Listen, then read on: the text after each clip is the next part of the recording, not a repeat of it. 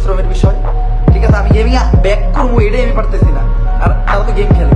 তো বাংলাদেশ স্পোর্টসে এতটুকু আগায় গেছে, এটা ভাইবেই খারাপ ভালো লাগতেছে। হ্যাঁ, আমি ফ্রি ফায়ারে ব্যাক করার চিন্তা ভাবনা এই জায়গা থেকে আসছে যে বাংলাদেশের গেমিং কমিউনিটি অনেক উন্নত হয়ে গেছে। বাংলাদেশের গেমিং কমিউনিটি বর্তমানে একটি স্ট্যান্ডার্ড কমিউনিটি, ঠিক আছে। আগে কিন্তু এই জিনিস ছিল না, আগে হয়তো অনেক ক্রিয়েটর ছিল, যেমন আমরা যে টিমে ছিলাম, আমি একটা নগণ্য ক্রিয়েটর ছিলাম, আমার মতো অনেকে নগণ্য ক্রিয়েটর ছিল, বাট এখন অনেক ভালো ভালো কোয়ালিটিফুল ক্রিয়েটর আসছে, ঠিক আছে। তো এইটাই, আমি জানি না আমার কথা ভালো লাগতে পারে, আমার কথা খারাপ লাগতে পারে। আমার কথা যদি আপনার কাছে খারাপ লাগে, আমি আন্তরিকভাবে দুঃখিত। আমার কথা যদি আপনার কাছে ভালো লাগে, তাইলে আমার কথাটা ভালোভাবে নিয়েন।